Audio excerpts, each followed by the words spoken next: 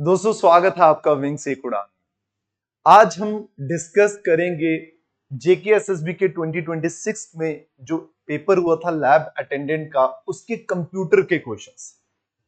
इस एग्जाम में 20 क्वेश्चंस आए थे और आपने देखा है कि जितने भी रिसेंटली एग्जाम्स हुए सब में पैटर्न चेंज मिला है और खास करके जीएस और कंप्यूटर के कंपोनेंट में पैटर्न चेंज हुआ है। तो वही पैटर्न जो चेंज हुआ है उस सेम पैटर्न के क्वेश्चंस आज हम डिस्कस करेंगे। क्या इतने कम टाइम में वो जितना भी आपको टाइम एग्जाम में है उस टाइम के हिसाब से आप ये क्वेश्चंस को अटेम्प्ट कर सकते हो, या फिर कैसे आप किस ट्रिक के थ्रू भी ऑप्शंस को एलिमिनेट कर सकते हो। कुछ एक्स्ट्रा पढ़ने की जरूरत है, आपको ज्यादा डिटेल में जाने की जरूरत है, या फिर जितनी आपकी प्रिपरेशन हो रखी है या फिर उसका थोड़ा ही आपको डिटेल में पढ़ना है। ज्यादा आपको एमसीए की बुक्स या फिर कुछ भी अदर बुक्स आपको सोर्सेज से ज्यादा डिटेल में पढ़ने की जरूरत है या नहीं, वो आज हम इस वीडियो में डिस्कस करेंगे। और लैब अटेंडेंट के एग्जाम में 20 क्वेश्चंस आए थे, आज मैंने सिर्फ 10 क्वेश्चंस को ही डिस्कस करना है। सिर्फ पहले 10 क्वेश्चन को डिस्कस करेंगे, देन उसके बाद नेक्स्ट वीडियो में पार्ट 2 में हम डिस्कस करेंगे नेक्स्ट 10 क्वेश्चंस। ठीक है जी, चलिए स्टार्ट करते हैं 10 क्वेश्चंस क्वेश्चन नंबर 1 के साथ। अब मुझे, क्योंकि ये वीडियो तो मैं साथ साथ में बना नहीं रहा, आप सभी मोस्टली स्टूडेंट्स ने ये वीडियो को क्वेश्चंस देख भी लिए होंगे। अगर आपने देख लिए या फिर अगर आप फर्स्ट टाइम इस वीडियो को देख रहे हैं और इन क्वेश्चंस को फर्स्ट टाइम देख रहे हैं, तो प्लीज आप थोड़े, वीडियो ज्यादा मैं लेंथी नहीं रखूंगा, 15 या 20 मिनट्स की वीडियो रहेगी। आप इसको ध्यान से देखिएगा वीडियो को। अगर आप साथ में एग्जाम की प्रिपरेशन कर रहे हैं तो आपको इस वीडियो को लेकर सीरियस होना और इस वीडियो को ध्यान से देखना, ठीक है, तो इसमें आपका भी फायदा हो। चलिए, क्वेश्चन नंबर 1 है, in a computer laboratory a system boots normally. अब देखो बेटा, जिसको बूट का पता है तो उसको ये चीज, अगर उसने, क्योंकि जब भी आप बेसिक्स पढ़ते हैं तो बूट या फिर बूटिंग आप जरूर पढ़ते हैं, ठीक है। अगर आपको बूट का पता है तो देन आपको पता होगा बूट एक प्रोसेस है जिसके अंदर जब हम ऑन करते हैं, ऑन करने के बाद वहां पे पोस्ट एक प्रोसेस होता है वो भी चलता है। उसके बाद बायोस से जो ऑपरेटिंग सिस्टम है वो भी हमारा रैम में लोड होता है, हमारे सारे हार्डवेयर चेक होते हैं और उसके बाद हमारा कंप्यूटर रेडी हो जाता है यूज करने के लिए, उसको बोलते हैं हम बूटिंग, ठीक है। अब and successfully compiles a program. अब देखिए, कंपाइल का मतलब हो गया कि आपका जो भी प्रोग्राम, मान लीजिए जैसे ऑपरेटिंग सिस्टम भी एक प्रोग्राम है, उसको पूरा रेडी करना ताकि वो एग्जीक्यूट होने के काबिल हो जाए। उसका जो भी सोर्स कोड है, जिस कोड से भी उसको बनाया गया, उसको पूरा प्रोसेस करके उसको एग्जीक्यूटेबल फॉर्म तक लेकर आना, ठीक है। But the program does not execute and no error message is displayed. Boot properly हो गया। अगर बूट प्रॉपरली हो गया इसका मतलब है कि आपका जो कंप्यूटर है उसमें हार्डवेयर जो भी है, अब बूटिंग के अंदर एक होता है पोस्ट प्रोसेस, ठीक है। अगर आपको, मुझे आप बताएंगे कि पोस्ट की फुल फॉर्म क्या होती है, ये आप कमेंट में मुझे बताइएगा, ठीक है। पोस्ट क्या करता है मैं वो बता दूंगा, आपने फुल फॉर्म बतानी है मुझे कमेंट में। देखिए, पोस्ट के थ्रू हमें ये पता चल जाता है कि जितने भी हार्डवेयर, नेसेसरी हार्डवेयर, मदरबोर्ड हो गया, सीपीयू हो गया, रजिस्टर हो गया, हार्डवेयर हो गया, ये हार्ड डिस्क हो गया, ये सभी जितने भी हैं ये सारे के सारे कनेक्टेड है। तो अगर ये नॉर्मल हो रहा है इसका मतलब पूरा सब कुछ ठीक चल रहा है। अब देखिए, सक्सेसफुली कंपाइल्स मतलब प्रोग्राम को भी प्रोसेस कर लिया गया, but program does not execute and no error message is displayed. Program execute नहीं हो रहा और आपको स्क्रीन पे कोई नो एरर का मैसेज भी नहीं आ रहा, तो आपने बताना the most likely cause is faulty keyboard और माउस। देखो भाई, अगर ये फॉल्टी होता तो आपका ये बूटिंग कभी भी प्रॉपरली नहीं होती, ठीक है। तो ये तो बिल्कुल भी नहीं है। Insufficient RAM. अब देखिए, मैं इसमें आपको एक बात बताता हूं, रैम हम कहां यूज करते हैं, जितना भी आपका, मैंने जैसे बोला ऑपरेटिंग सिस्टम जाकर लोड कहां पे होता है, वो लोड होता है वो रैम में। क्योंकि हम जो भी स्क्रीन में देखते हैं, जो भी प्रोसेस करते हैं, जो भी स्क्रीन को यूज करते हैं, वो सारा का सारा रैम की मेमोरी के ऊपर यूज हो रहा होता है, ठीक है। इनसफिशिएंट रैम का मतलब है, देखिए कभी कभार आप किसी चीज को, एप्लीकेशन को ओपन करते हैं और मान लीजिए आपकी स्पेस इतनी नहीं है, जो एग्जॉस्ट हो चुकी है ऑलमोस्ट, तो आपकी वो एप्लीकेशन रन नहीं होती। या फिर मैं ऐसा एक बात बता कि अगर हम वीडियो को एडिट करते हैं तो वीडियो को जब, अगर हम कोई हैवी फाइल है और रैम हमारी कम है, तो वो वीडियो कभी भी ओपन नहीं होगी और ना ही वो आपको एरर शो करेगी। समझ आ गया? वो किस लिए होता है? क्योंकि हमारे वहां पे क्या है, रैम कम है। जब रैम कम है तो वो चीज स्क्रीन में प्ले ही नहीं होगी। तो इसका मतलब इसका करेक्ट आंसर कौन सा होगा? ऑप्शन बी होगा। अब बाकी देखिए, डिस्कनेक्टेड नेटवर्क केबल, इसका कोई लेना देना नहीं, और करप्टेड प्रिंटर ड्राइवर, इसका भी कुछ रिलेशन नहीं। तो अब मैं अगर आपको बोलूं कि अगर आपने बेसिक भी पढ़ा होगा तो आप ये आराम से क्वेश्चन कर सकते हैं। ये क्वेश्चन टफ नहीं है, ठीक है। हाँ, थोड़ा सा टाइम जरूर, अगर आप प्रिपेयर नहीं है ऐसे क्वेश्चंस के लिए तो थोड़ा सा टाइम जरूर लग सकता है, बट इतना नहीं, ठीक है। Question number 2, which of the following statements correctly describes a tactical display also known as a refreshable braille display? सबसे पहले आपको पता होना चाहिए ब्रेल क्या है। अब देखिए, ब्रेल जो होती है ये एक राइटिंग सिस्टम होता है जो विजुअली इंपेयर्ड पर्सन होते हैं उनके लिए, जो देख नहीं पाते प्रॉपरली और वो टच करके क्या करते हैं, रीडिंग करते हैं, समझते हैं चीजों को, उसको बोलते हैं हम ब्रेल। ब्रेल एक राइटिंग सिस्टम है, ठीक है। अब कह रहे हैं रिफ्रेशेबल का मतलब क्या हो गया कि कोई भी, मतलब वो रिफ्रेशेबल का मतलब ये है कि अगर आप कोई ब्रेल सिस्टम है, अगर आप उसको किसी इलेक्ट्रॉनिक डिवाइस के साथ, कंप्यूटर के साथ, मोबाइल के साथ, पैड के साथ कनेक्ट करते हैं तो जैसे जैसे आपकी स्क्रीन रिफ्रेश होगी, स्क्रीन में न्यू टेक्स्ट आएगा, उसी न्यू टेक्स्ट को ब्रेल में, ब्रेल लैंग्वेज में वो चेंज करता चलेगा और जो जो भी पर्सन होगा वो उसको फील करके समझ आ जाएगा कि भाई स्क्रीन पे क्या लिखा जा रहा है और वो फील करके बता देगा भाई स्क्रीन पे क्या लिखा जा रहा है। समझ आ गया आपको? जैसे अगर स्क्रीन पे लिखा है माय नेम इज दिस, तो वही वहां पे रिफ्रेश हो जाएगा ब्रेल में और क्या हो जाएगा, आपको वहां पे शो हो जाएगा। अब ब्रेल जो होता है ना, वो पिन्स होती हैं, वहां पे होल्स होते हैं और होल्स के अंदर से पिन आते हैं। जैसे जो पिन आएगा, जैसे पहले ही उनको पता होता है, जो भी ये पर्सन जिसने ये लैंग्वेज सीखी होती है, मान लीजिए मैं अगर बोलूं 1, तो 1 का सपोज कर लीजिए सिंगल डॉट, अगर एक पिन आएगी तो उनको समझ आ जाएगा एक पिन का मतलब क्या है, 1। 2 आएगा तो मतलब 2 पिन के साथ उसको डिकोड किया गया होगा। तो इस तरह उनको पता होता है, तो ऐसे ये चीजें समझ आ जाती है, उनको समझ आ गया। तो कह रहे करेक्टली डिस्क्राइब टैक्टिकल डिस्प्ले, जिसको क्या बोलते हैं हम, रिफ्रेशेबल ब्रेल डिस्प्ले, ठीक है। It is an electromechanical, electromechanical क्या होता है बेटा, जिसमें इलेक्ट्रॉनिक का पार्ट भी और मैकेनिकल। जस्ट मैंने अभी बोला, अगर मैं ब्रेल सिस्टम को, डिस्प्ले को अगर मैं कनेक्ट कर दूंगा कंप्यूटर के साथ, तो ये इलेक्ट्रॉनिक और इलेक्ट्रोमैकेनिकल हो गया, क्योंकि इलेक्ट्रिक भी यूज हो रहा है और साथ में मैकेनिकल के साथ फील करके भी यूज हो रहा है। समझ आ रही है? That uses round tipped pins to represent braille characters by raising them through the holes in a flat surface. तो एग्जैक्ट आंसर है ऑप्शन ए।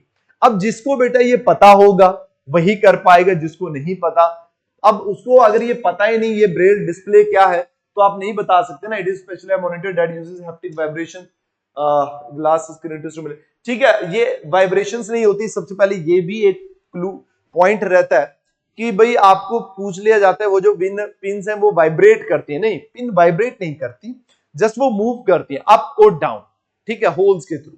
चलिए, करेक्ट आंसर है ऑप्शन ए। तो मतलब अच्छा क्वेश्चन है ये, ठीक है, जनरल है, ठीक है।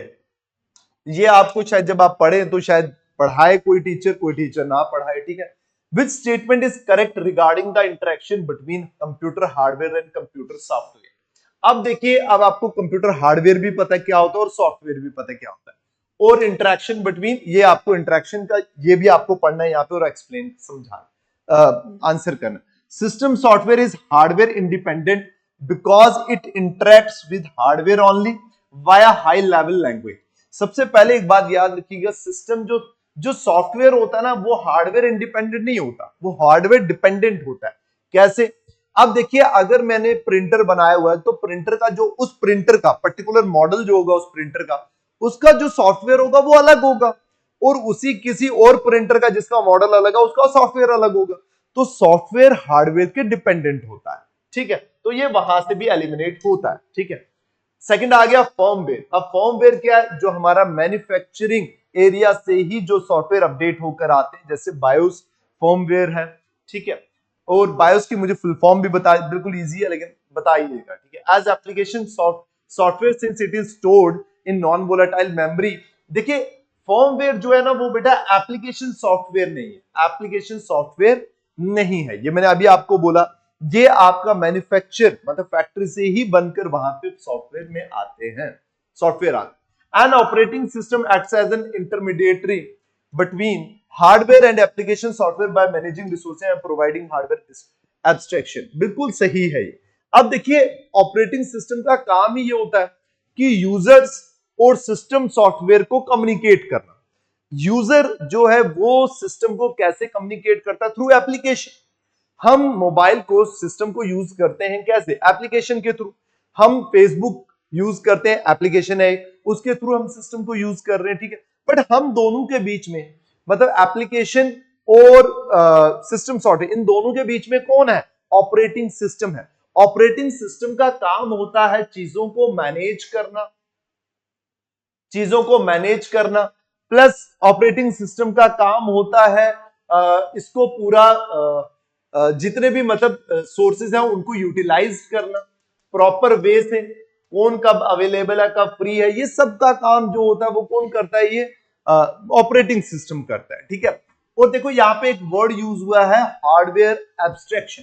हार्डवेयर एब्स्ट्रैक्शन का मतलब होता है सॉफ्टवेयर की, देखो हमें ना, हम फ्रंट एंड में होते हैं। फ्रंट एंड मतलब कंप्यूटर का जो सबसे इजीएस्ट पार्ट होता है उस पे हम बैठे होते हैं यूजर। हम क्या करते हैं? सिंपल सारी चीजें देखते हैं, अच्छा व्हाट्सएप है, व्हाट्सएप को क्लिक किया, ओपन हो गया व्हाट्सएप, चैट किया, आराम से सेंड हो गया।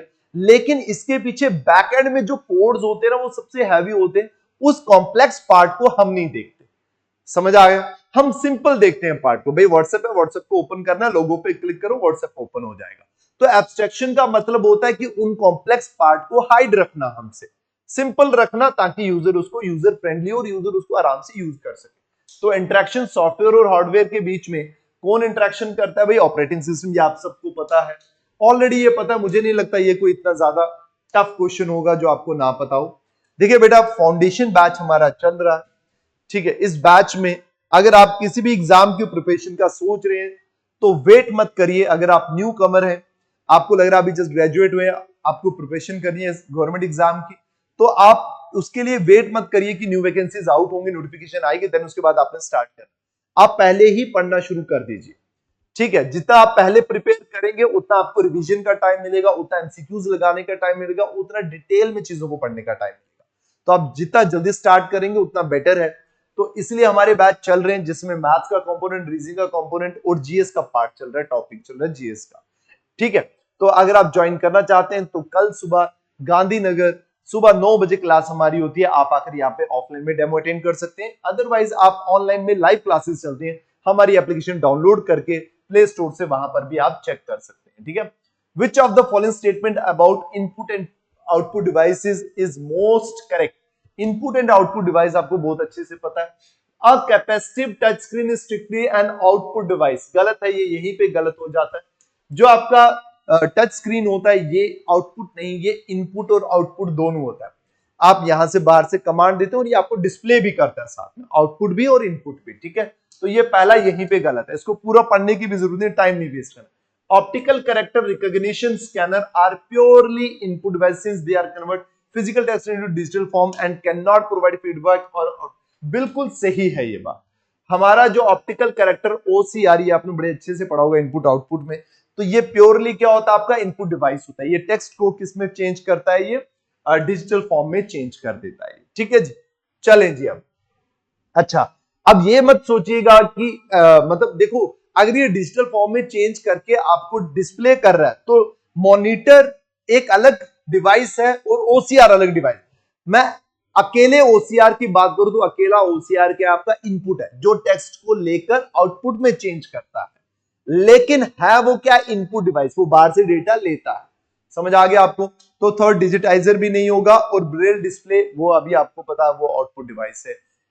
अच्छा आउटपुट डिवाइस है बिकॉज, अच्छा ये पढ़ लीजिए, आउटपुट डिवाइस तो है ये, they allow visually impaired person to sense the display with ना, ये अभी हमने पढ़ा, मैंने अभी बोला कि हैप्टिक वाइब्रेशंस नहीं होती उन पिन में, वो जस्ट अप और डाउन होती है, ठीक है। देखिए बड़े अच्छे, मतलब थोड़ा कंफ्यूजिंग भी कर सकता है आपको क्योंकि उससे हम ऑलरेडी हम प्रेशर में होते हैं। तो आप इसमें देखिए, चलो पढ़ लेते हैं पहले, ठीक है। आ school computer lab has 20 identical computer recently several systems started showing some issues, ठीक है। 20 एक जैसे कंप्यूटर हैं, कुछ सिस्टम में क्या आ गया? एरर आ गया। The computer powers on, fan spin on and light turns on. जब ऑन हो रहा है फैन भी स्पिन कर रहा है और लाइट भी ऑन है, but nothing appears on the monitor. यहीं पे आपको समझ आ जाना चाहिए, यहीं पे आपका क्वेश्चन कंप्लीट हो जाता है। And no startup sound is heard. जब भी आप कंप्यूटर को ऑन करते हैं, आपने देखा होगा एक वाइब्रेशन सी आवाज आती है, ठीक है ना, आती है, आवाज आती है कंप्यूटर को जब भी, चाहे आप लैपटॉप को ऑन करें, पीसी को ऑन करें, जिस मर्जी को ऑन करिए, आती है आवाज, ठीक है। और nothing appears on the computer का मतलब है कि कुछ भी डिस्प्ले नहीं हो रहा। इसका मतलब डिस्प्ले नहीं हो रहा है, इसका मतलब हार्डवेयर में कोई प्रॉब्लम है। हार्डवेयर में प्रॉब्लम है, इसका मतलब आपका जो पोस्ट है, पोस्ट ये प्रॉपर ये बता रहा है, आपको इंडिकेट कर रहा है कि कोई ना कोई हार्डवेयर मिसिंग है। तो काम यहीं पे अटका हुआ है, मतलब बूटिंग पे ही काम अटका हुआ है आपका, ठीक है। The monitors and cables have been tested and are working fine, ठीक है। A technician swaps the operating drive from a working computer to one of the faulting system. मतलब उसने क्या किया, चेंज करके देखा, but the problem still persist. इसका मतलब जब उसने ऑपरेटिंग सिस्टम ड्राइव को चेंज किया, फिर भी वो जो फॉल्टी सिस्टम था उसमें कुछ भी नहीं हुआ, क्योंकि उसमें कुछ भी डिस्प्ले नहीं हुआ। डिस्प्ले नहीं हुआ, इसका मतलब क्या प्रॉब्लम है उसमें बेटा, उसमें आपका पोस्ट एनालिसिस जो बूटिंग का ये बता रहा है कि हार्डवेयर की प्रॉब्लम है। इसमें मुझे बताइए कुछ आपको पता होना चाहिए था एक्स्ट्रा? नहीं, बस आप अगर केयरफुली इसको पढ़ रहे हो ध्यान से तो देन बहुत है, ठीक है, आपको समझ आ जाएगा। The operating is corrupted and needs to be reinstalled। उन्होंने बोला भाई operating system, working operating system drive हमने किया रिप्लेस, तो मतलब ठीक है, वो उसमें कोई प्रॉब्लम नहीं है। The graphics driver is outdated and incompatible with the monitor, no. A hardware failure in a core inter, हाँ देखो ये आ गया हार्डवेयर फेलियर, ये ऑप्शन सी करेक्ट है, हार्डवेयर फेलियर। क्योंकि डिस्प्ले नहीं हो रहा, इसका मतलब हार्डवेयर में प्रॉब्लम आ रही है। तो hardware in a core internal component, ठीक है जी। The monitor resolution settings are unsupported by the, नहीं रेजोल्यूशन का कोई लेना देना नहीं, ठीक है। तो इस क्वेश्चन को भी मतलब थोड़ा सा भी आप समझदारी से करेंगे तो इतना कोई टफ नहीं था। अच्छा, ये क्वेश्चन था जो स्टूडेंट्स को लगा था कि भाई बड़ा ही टफ, और मैं बोलूंगा बिल्कुल हाँ ये है, बिल्कुल सही है। क्योंकि इसमें जो इन्होंने, आपको ये शायद दिख नहीं रहा होगा, ये दिख नहीं रहा होगा, ये इन्होंने यहाँ पे कोडिंग की हुई है, ठीक है। और इन्होंने बोला स्टूडेंट क्रिएट द वीबीए, ये इसकी भी मुझे फुल फॉर्म बताइएगा वीबीए की, in MS Access and attaches it to the on click event of button on a form, ठीक है जी। अब कह रहे हैं कि उसने क्या किया, ये कोड लिखा, अब उन्होंने बोला कि इसके अकॉर्डिंगली बताइए ऑन क्लिक इवेंट, हाँ अब बताइए भाई कौन सा ऑप्शन में ये जो लैंग्वेज है ये आपको इंडिकेट कर रही है, ये बताना आप।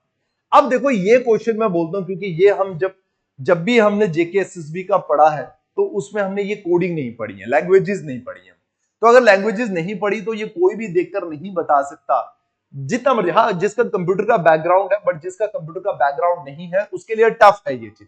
तो देखो बेटा जब ये क्वेश्चन आ गया ना आपको, अब इस पे ये नहीं सोचना आपने कि अब ये हमने लैंग्वेजेस भी सीखनी है, जावा भी सीखेंगे, पाइथन भी सीखेंगे, वीबीए स्क्रिप्ट भी सीखेंगे, ये सब नहीं। उसका आपको क्या पता वो क्या कौन सा पार्ट आपको डालकर दे देगा।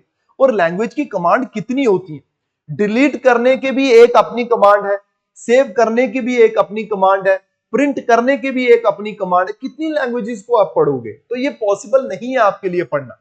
तो मेरी सजेशन ये है कि आप अगर पिछले 5 क्वेश्चन देखो जो आपके लिए आंसर कर सकते हो आप, तो बेटा इस क्वेश्चन को स्किप कर दो। ये मेरी एक सजेशन है, बजाय इस चीज के कि आप सोचे कि भाई डिटेल में पढ़ना है, क्या क्या पढ़ना है, ये भी आ रहे हैं जी क्वेश्चन, वो भी आ रहे हैं। तो आपने देखा होगा जो रिजल्ट आ रहे हैं तो उसमें मेरिट भी डाउन हो रहा है। तो आपको सेफ प्ले करना है, जो आता है उसको छोड़ना नहीं। और जो मतलब मान लो कि आपको लग रहा है कि भाई ये बड़ा डिटेल में, इतने डिटेल में जाने की भी जरूरत नहीं है, समुंदर है यार ये। आप जितना जाओगे कंप्यूटर के ऊपर ही तो पूरी अब हमारी लाइफ डिपेंड है, कितना डिटेल में पढ़ोगे आप।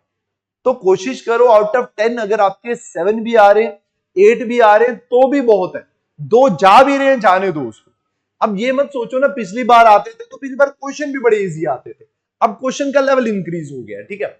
लेकिन मैं आपको बता दूं इस लैंग्वेज से, क्योंकि मैं भी आपको ये एक्सप्लेन करूंगा तो क्या उसका कुछ बेसिक नहीं पता, कुछ भी नहीं पता, इसका मतलब ये होता है, ये बताते इसका correct answer, it automatically updates every record in the student table, automatically update, ठीक है। ये लैंग्वेज अगर आप देखेंगे यहाँ पे less than 40 then edit result fail उसको मेंशन कर दिया, अदरवाइज पास कर दीजिए।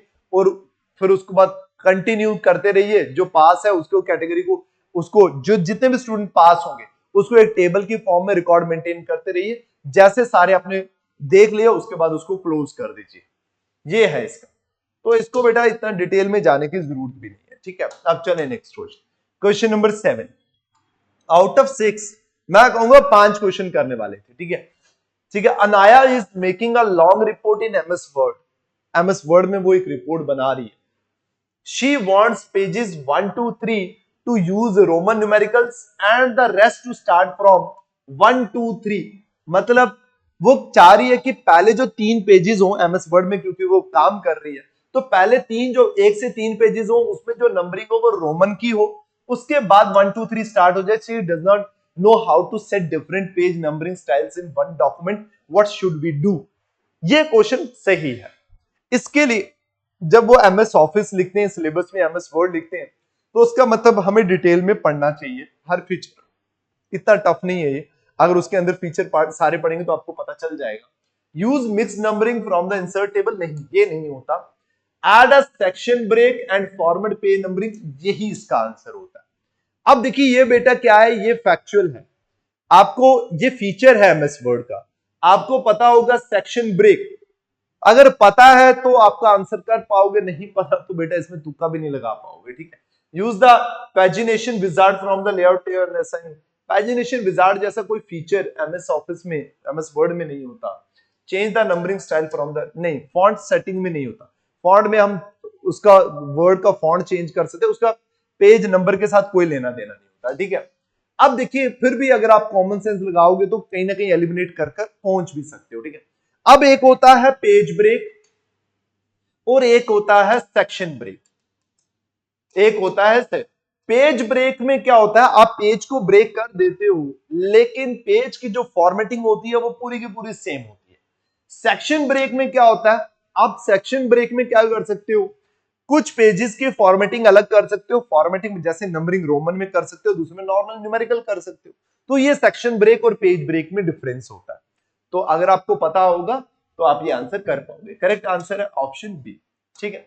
मैं कहूंगा मॉडरेट लेवल में ठीक है, टफ था थोड़ा सा, बट अगर आपने पढ़ा हुआ ऐसा नहीं है कि इम्पॉसिबल था, हो नहीं, क्योंकि वो कोडिंग वाला फिर मैं कहूंगा कि वो आप स्किप करें बेटर।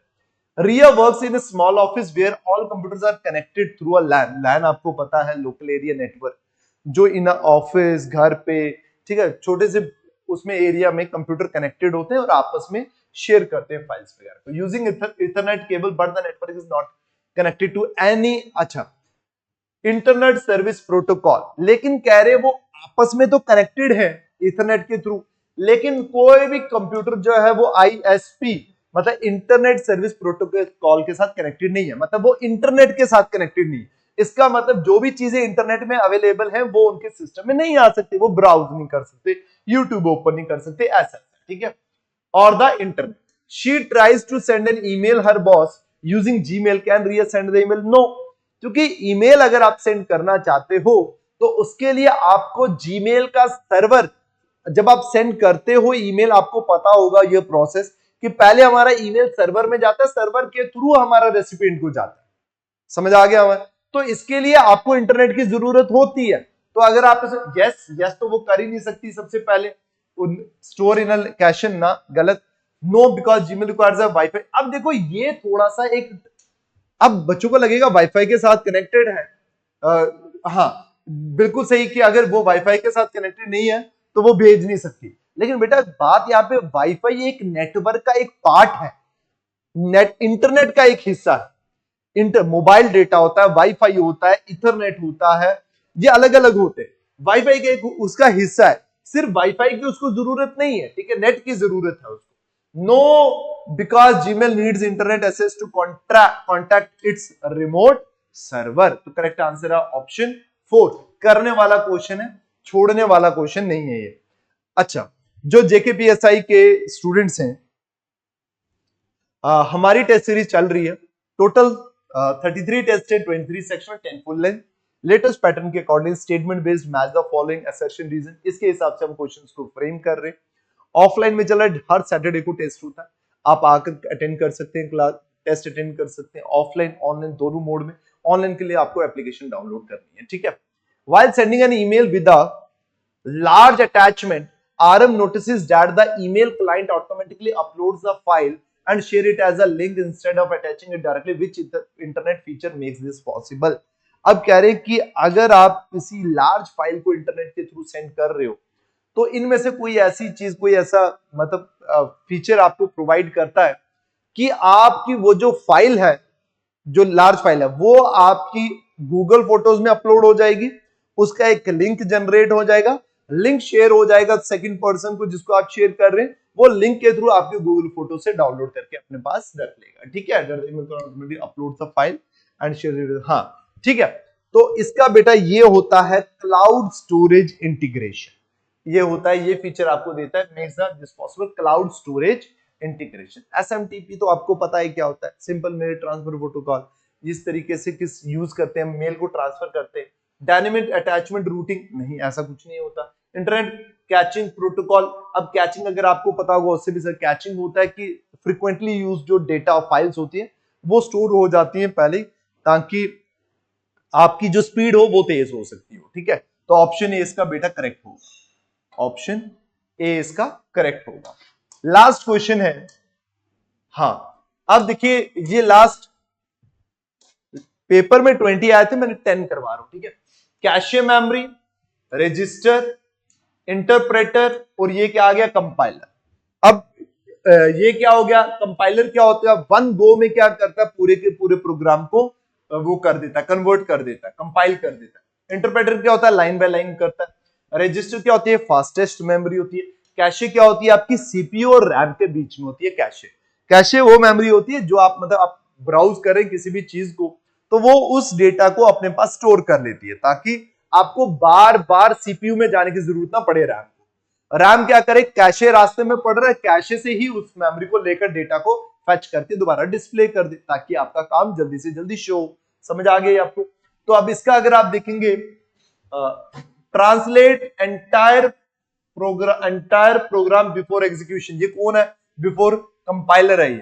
फोर्थ का ए, तो ये एलिमिनेट हो गया, ये एलिमिनेट हो गया। ठीक है, इंटरप्रेटर ये line by line with separate object code, ये सी।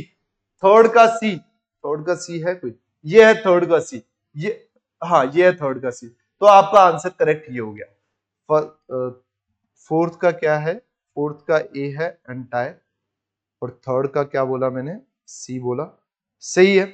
और सेकंड का क्या है, register, D small storage location side CPU. Second का इन्होंने डी लिखा हो, इनसाइड फॉर इमीडिएट ऑपरेशंस। ठीक है, और फर्स्ट का क्या, B, cache memory named memory location पर। ये ना, ये मैं उस पहले भी ये मुझे लग रहा है ये फर्स्ट का ये और ये थोड़ा सा डाउट है, क्योंकि रजिस्टर जो होता है, एक्चुअल में रजिस्टर जो होता है वो सीपीयू के अंदर होता है, बट कैशे जो होता है वो सीपीयू और रैम के बीच में होता है।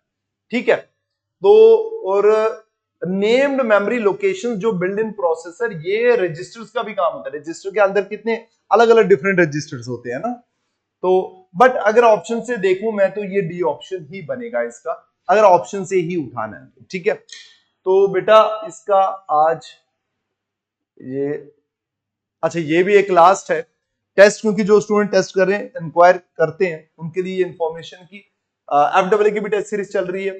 टोटल 45 टेस्ट हैं, 35 सेक्शनल है, 10 फुल लेंथ है, सेम पैटर्न, सारे अपग्रेडेड पैटर्न में चल रहा है। हर सैटरडे को टेस्ट होता है।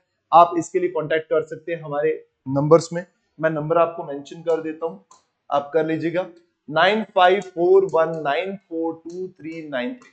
और प्लीज बताइएगा मुझे कमेंट में जरूर आपको वीडियो कैसी लगी, कुछ हेल्प हो रहा है आपको वीडियो से, तो मैं नेक्स्ट पार्ट भी इसका लेऊंगा। ठीक है, मिलते हैं नेक्स्ट वीडियो में, till then take care, bye bye, thank you.